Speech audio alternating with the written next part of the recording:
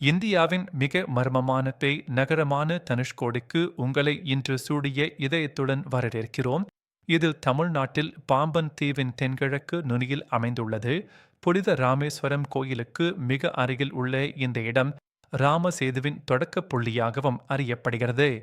இந்து புராணங்களின்படி மகா காவியமான ராமாயணத்தில் ராவணனால் அபக்கிரகணம் செய்யப்பட்ட சீதையை மீட்க ஸ்ரீராமர் தனது சகா அனுமன் மற்றும் வானரப் படையை இலங்கைக்கு செல்ல பாலம் கட்ட உத்தரவிட்டதாக நம்பப்படுகிறது. அந்த பாலமே ராமசேது அல்லது ஆடம்ஸ் பிரிட்ஜ் என்று அழைக்கப்படும்.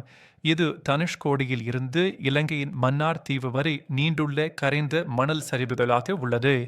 1964ஆம் ஆண்டுக்கு முன்பு தனுஷ்கோடி ஒரு செழிப்பான துறைமுக நகரமாக விளங்கியது. இதில் நவீன ரயில் நிலையம், அஞ்சல் அலுவலகம், கிறிஸ்தவ தேவாலயம், விடுதிகள் மற்றும் டெக்ஸ்டைல் கடைகள் அடங்கியிருந்தன.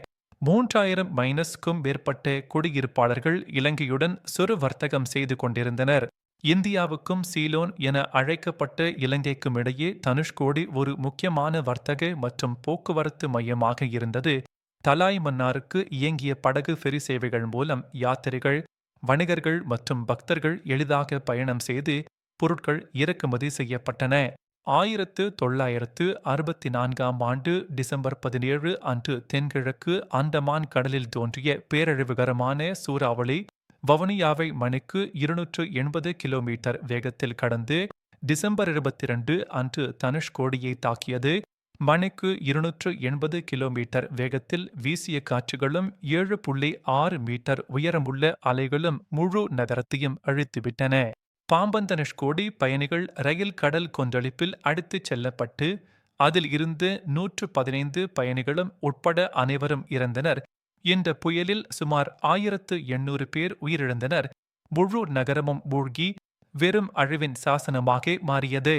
அப்போதைய மெட்ராஸ் அரசாங்கம் தனுஷ்கோடியை மனிதர்கள் வாழத் தகுதியற்ற பேய் நகரமாக அதிகாரப்பூர்வமாக அறிவித்தது.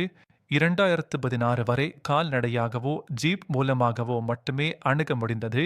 இப்போது சாலை அமைக்கப்பட்டுள்ளது. ஆனால் அதன் அழிவுகள் இன்றும் கிறிஸ்தவ தேவாலயம், மருத்துவமனை, ரயில் நிலையம் போன்றவை காணப்படுகின்றன. இன்று தனுஷ்கோடி ஒரு புனித யாத்திரை தலமாகவும் சுற்றுலா கவர்ச்சியாகவும் மாறியுள்ளது. ஒரு புதிய கோயில் கட்டப்பட்டுள்ளது. அரசாங்கம் இதை மனிதர்கள் வாழாத நிலமாக அறிவித்தாலும் சில மீனவர்கள் குடும்பங்கள் சுமார் 500 பேர் மோதல் நீண்டு வாழ்கின்றனர். கடற்கரையில் இனிப்பு தண்ணீர் கிடைக்கிறது. தனுஷ்கோடியைச் சுற்றியுள்ள பல மர்மங்கள் உள்ளன. பார்வையாளர்கள் பேய் நடமாட்டங்களை, விளக்க முடியாத ஒளி வெளிப்பாடுகளை, அமானுஷ்ய சத்தங்கள் மற்றும் பல பேர் அனுபவித்து பாராநார்மல் நடவடிக்கைகளை அறிவிக்கின்றனர்.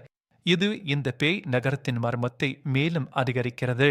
ராமசேதுவின் நீடித்த புராண கதையும் தனுஷ்கோடியுடன் அதன் நெருக்கமான தொடர்பும் சதலைட் படங்களில் தெரியும் மணல் சரிவுகள் இந்த இடத்தின் மர்மத்தை மேலும் ஆழப்படுத்துகின்றன.